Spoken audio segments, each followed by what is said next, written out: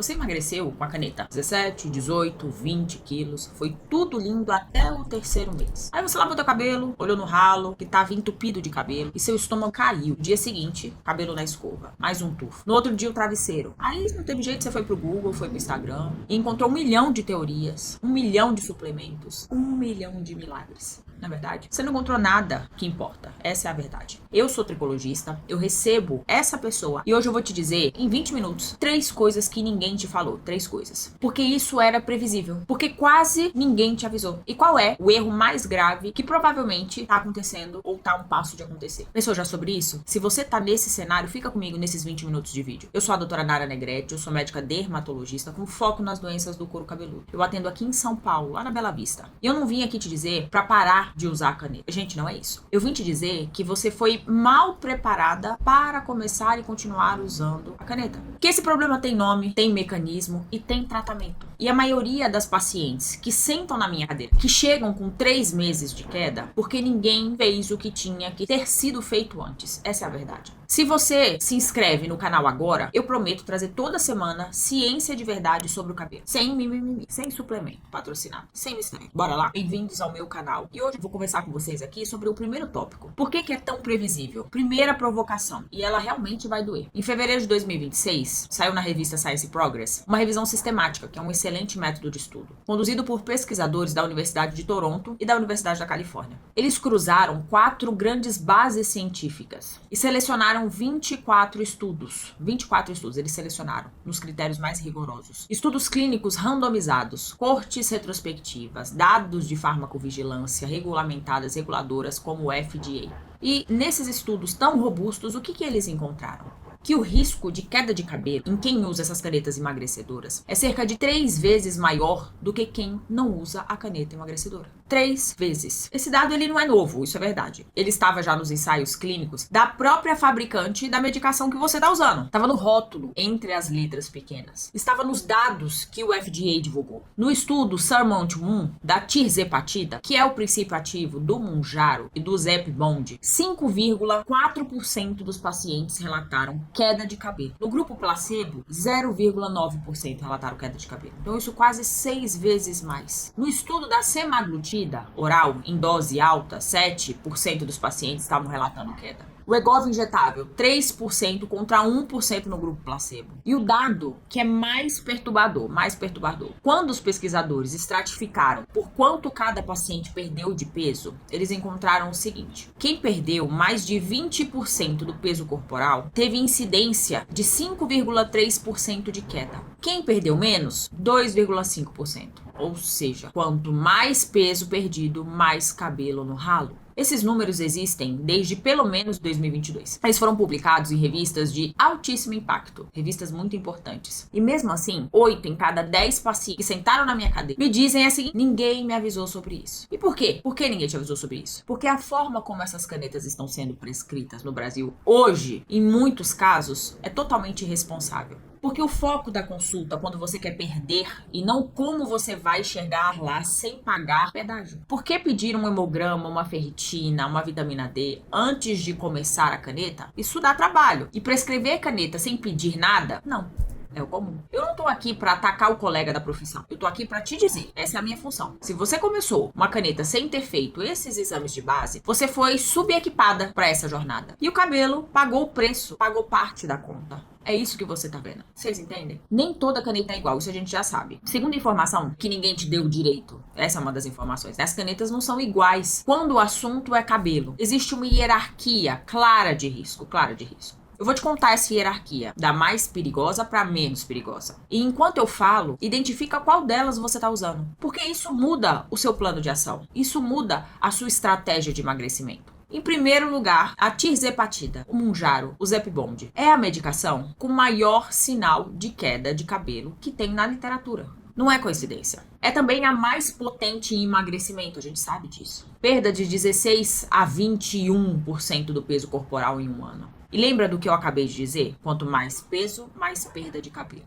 Estudos do Trinex mostraram que a tizepatida, ela aumenta o risco de eflúvio telógeno em 2,6 vezes comparado a outras medicações para perda de peso. Já pensaram nisso? Em segundo lugar, vem a semaglutida. E aí, na verdade, a coisa fica uma nuance diferente. É onde muito médico tá errando feio nessa orientação. Porque a semaglutida, ela tem um efeito dose dependente sobre o cabelo. Olha só. Ozempic, na dose de diabetes, até 2 miligramas por semana, risco baixíssimo, quase imperceptível. Agora o Wegovy, 2,4 miligramas por semana. Risco já é mais moderado, mas ele existe. A semaglutida oral em dose alta, 50 miligramas por dia, 7% dos pacientes em ensaio clínico tiveram queda de cabelo. É alto. Em terceiro, a liraglutida, Saxenda, Victoza, eles têm um sinal mais fraco. Os relatos existem, mas são mais esparsos, entre 1 e 2% dos estudos do produto, sabe? Em quarto lugar, vem a dulaglutida, o Trulicity, praticamente sem sinal nenhum de queda de cabelo robusto. E por último, a exenapatida, dados tão limitados que não dá para concluir nada com muita firmeza. Por que essa hierarquia ela importa? Porque se você está em uso de Mounjaro 15 miligramas, seu cenário é completamente diferente de quem está usando Saxenda.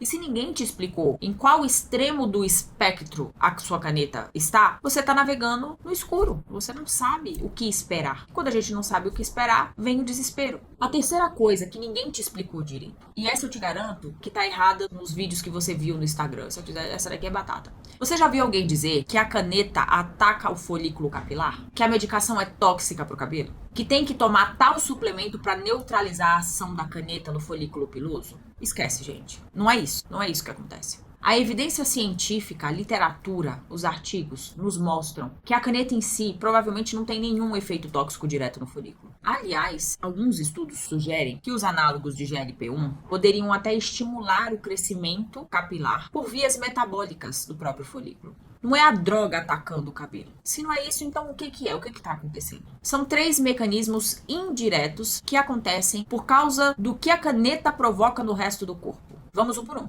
porque entender isso muda completamente o que você vai fazer a seguir, certo? Então fica aqui comigo. O primeiro mecanismo é o mecanismo do eflúvio telógeno. Para você entender, 2 minutos de fisiologia, né? Como as coisas acontecem, sem muita chatice. Cada fio do seu cabelo passa por 3 fases. Anágena, fase de crescimento, dura de 2 anos até 10 anos. A catágena é uma fase de transição curta, dura de 2 a 3 semanas. E a fase telógena é a fase de repouso, antes do fio cair para dar lugar a um novo fio. Em um couro cabeludo saudável, 85% a 90% dos fios estão na fase anágena, isso ao mesmo tempo. Só 10 a 15% estão em queda fisiológica. Quando o corpo passa por um estresse fisiológico forte, uma cirurgia bariátrica, uma dieta muito restrita, uma perda de peso muito rápida, um pós-parto, uma febre muito alta prolongada, o organismo entende que não é hora de gastar energia com o cabelo. E aí ele faz uma coisa drástica. Ele empurra uma porção dos fios que estão na fase anágena diretamente para a fase telógena, prematuramente. Qual o resultado disso? Em vez dos seus 10 a 15% de fios estarem em queda, você passa para 30, 40, às vezes 50% para a fase de queda. E isso aparece. Atenção para esse número. 2 a 3 meses depois do gatilho. Não no dia, não na mesma semana. 2 a 3 meses depois. Por isso a paciente chega no consultório em junho e diz assim: doutor, eu comecei um Mounjaro em março e tá caindo meu cabelo agora. E eu olho pra ela e eu falo exatamente isso. A caneta não tá caindo o seu cabelo agora. Ela caiu o cabelo lá em março. Você só tá vendo o resultado agora. Isso é eflúvio telógeno. E ele é, na imensa maioria dos casos, reversível. Em 3 a 6 meses depois que o peso estabiliza, o ciclo capilar volta ao normal, certo? É reversível. Segundo mecanismo, e esse é o que mais me revolta, porque ele é o mais subnotificado e o mais fácil da gente prevenir. Quando você usa a caneta, o apetite suprime. Você come muito menos. Muito menos. E esse muito menos, sem orientação nutricional adequada, significa que você está, sem perceber, entrando em um déficit nutricional severo. O folículo piloso, que é uma das estruturas do corpo com maior taxa de divisão celular, isso é fato, ele precisa de matéria-prima constantemente. Aí vocês me perguntam, quais matérias-primas? Proteína em primeiro lugar. Ferro, zinco, vitamina D, vitamina B12, vitamina A, biotina. Quando você você passa de 2.000 calorias por dia para 900 calorias em um mês, você não tá só comendo menos. Você tá cortando oferta de matéria-prima do folículo capilar. O folículo entende isso como um sinal de racionar. E aí ele racionaliza fios de cabelo. A revisão científica, gente, ela é explícita. Pacientes em uso de GLP-1, das canetas emagrecedoras, frequentemente desenvolvem deficiências de vitamina D, de ferro, ingestão insuficiente de cálcio e de proteína, os mesmos nutrientes mais classicamente associados à queda de cabelo. Então, repete comigo. A caneta não está atacando o seu cabelo. A fome induzida pela caneta, sem suporte nutricional, é que está relacionado com a queda do seu cabelo. É que está atacando o folículo piloso, ok? O terceiro mecanismo, e esse é o que mais surpreende a paciente. Tem mulher que chega no consultório depois de 6 meses de uso da caneta emagrecedora e o que ela tem não é um eflúvio, ela tem alopécia androgenética. Aquela rarefação gradual que tem aquele afinamento da parte central característica da idade, da genética, dos hormônios. Aquela que a mãe dela tinha, que a avó dela tinha. Mas, doutora, eu não tinha isso antes. Na verdade, você tinha. Só estava silencioso. E a literatura chama isso de desmascaramento. Você tinha uma alopécia androgenética subclínica, começando, inicial, mas que estava escondida pela densidade global do seu cabelo. Veio o eflúvio induzido pela perda rápida de peso e tirou esse véu. Quando o eflúvio passa, o cabelo que volta é menor. Ele é mais fino, em menor quantidade. Porque era assim que já estava ficando. Mas você só não conseguia enxergar. Por isso, quando uma paciente que está usando uma caneta emagrecedora chega no consultório, não basta dizer, eflúvio, vai passar. Eu preciso examinar o couro cabeludo, fazer a tricoscopia, identificar se tem ou não componente androgenético junto. Porque se tiver na faixa dos 40 anos, 50 anos, isso é absurdamente comum. O tratamento muda completamente. E se ninguém olhar para isso, esse cabelo não volta. Ele continua caindo e ficando cada vez mais ralo. E aí vira uma alopécia permanente de fato. Ok? Bom, e quem é que tem mais risco nessa história? A resposta é super incômoda, mas é o que preciso que a ciência realmente nos mostre. Mulher, especialmente a mulher acima dos 40 anos. No Zepbound, que é a tizepatida, em dose para obesidade, que é 7,1% das mulheres relataram queda de cabelo, 7%. Nos homens, 0,5%. Então as mulheres são mais acometidas. Não é uma diferença sutil, gente. É uma diferença absurda. Por quê? A literatura aponta 3 prováveis razões. Mulheres tendem a perder mais peso percentualmente nessas medicações. Mulheres tendem a comer menos calorias durante o uso da medicação. Então elas entram num déficit nutricional mais profundo. E o folículo feminino é biologicamente mais sensível a flutuações hormonais e metabólicas que o folículo masculino. Essas são as 3 principais razões. Junta essas 3 principais razões e soma a isso outros 3 fatores que multiplicam seu risco. 1. Perda superior a 20% do peso corporal. Quanto mais perdeu, mais cabelo cai. 2. Dose alta do Mounjaro, 15 mg.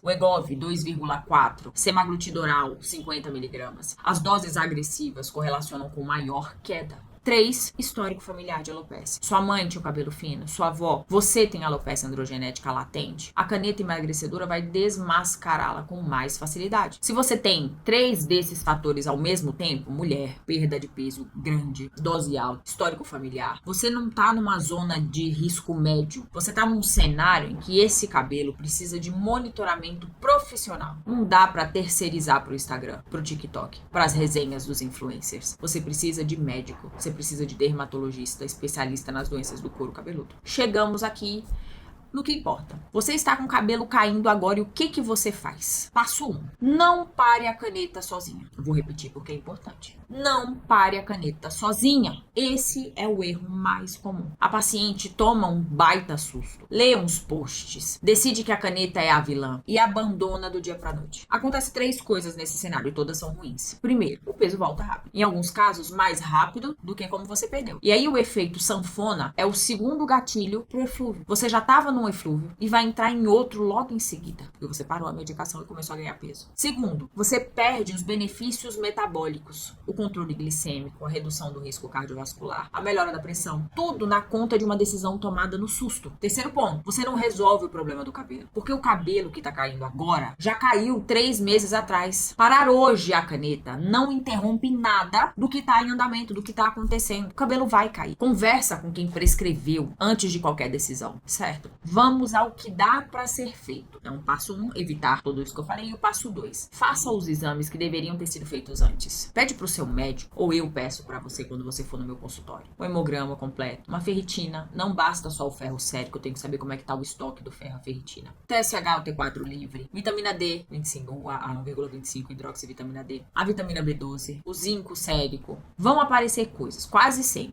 Ferritina baixa é o achado mais comum em quem tá usando dose alta de medicação das canetas. E você precisa estar acima de 70 para dar conforto ao folículo. E a maioria fica entre 20 e 30. Vitamina D e vitamina B12 normalmente estão nos limites inferiores. E aqui vai a primeira avaliação correta. Corrija o que estiver abaixo com prescrição. Não é multivitamínico da farmácia. É reposição direcionada em doses terapêuticas. É tratamento, ok? Passo 3. Proteína. Sério, gente, proteína. Mira em 1,2 a 1,6 gramas de proteína por quilo de peso ideal por dia. Se seu peso ideal é 60 quilos, você precisa de 72 a 96 gramas de proteína por dia. Isso distribuído em todas as suas refeições. Na prática, ovo no café da manhã, frango ou peixe no almoço, iogurte grego de tarde, carne ou peixe no jantar, whey protein se necessário para poder completar tudo isso. Porque sem proteína, o folículo ele não tem matéria-prima para fazer a queratina. É química básica. Não tem suplemento mágico que conserte uma dieta que é hipoproteica.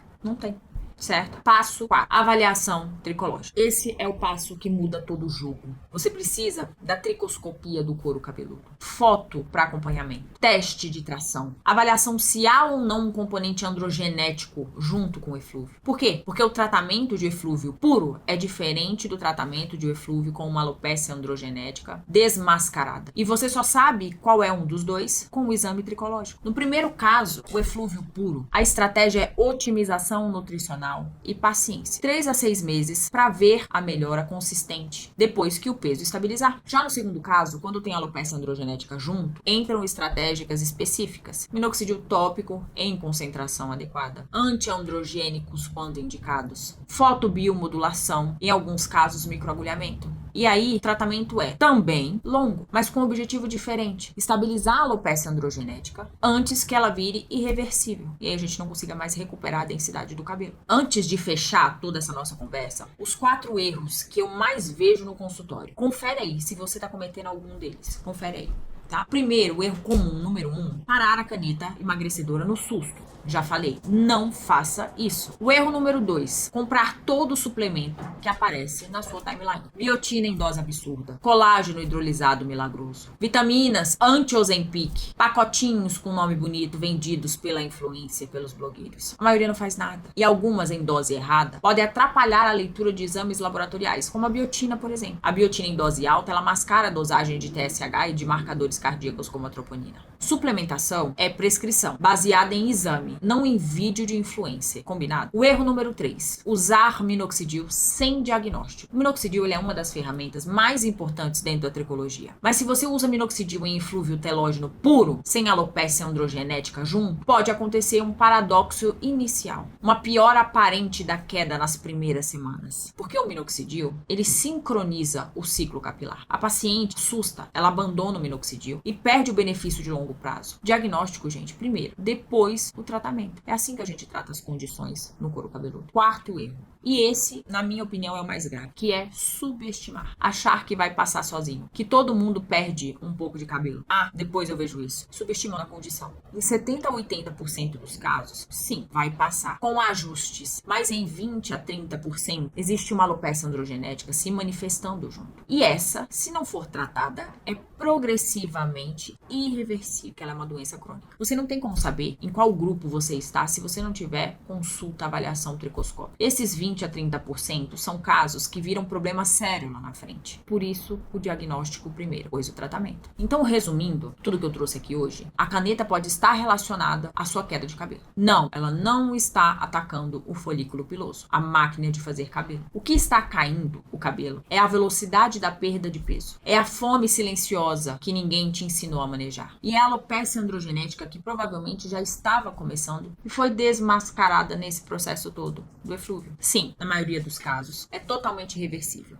Mas só com o manejo correto. Sem o tratamento correto, você corre o risco de transformar um problema temporário em um problema permanente. Entendam isso. E sim, dá para emagrecer e manter o seu cabelo. Eu vejo isso acontecendo no consultório todo mês. Mas não dá para fazer as coisas no improviso. Isso é fato, tá? Se você já tá nesse cenário que eu contei aqui, eu queria te fazer uma proposta. Agenda uma avaliação tricológica. Não importa se é comigo ou com outra dermatologista que entenda de couro cabeludo. Não importa. Tá? O que importa é que essa avaliação ela aconteça nos próximos 30 dias. Porque cada mês passa sem o diagnóstico correto é um mês a mais de perda de cabelo, sem necessidade. Eu atendo na Trium, na Rua Barata Ribeiro, 380, tá? No Conjunto 44. Eu atendo lá, na Bela Vista, na frente do Círio, tá bom? O link tá na descrição e no primeiro comentário fixado, com algumas das vagas reservadas para quem está vindo desse vídeo, ok? Se você ainda tem alguma dúvida, eu quero que você comente aqui embaixo. Eu leio todos os comentários. Os mais frequentes vão virar vídeos na sequência, porque quer dizer que é uma dúvida comum. E se esse vídeo te ajudou, manda para aquela sua amiga que tá usando a caneta emagrecedora, que tá passando por esse sofrimento. Manda para essa pessoa que precisa ouvir tudo que a gente conversou aqui. Pode ser literalmente um cabelo salvo. Eu sou a doutora Nara Negrete e eu te vejo no próximo vídeo.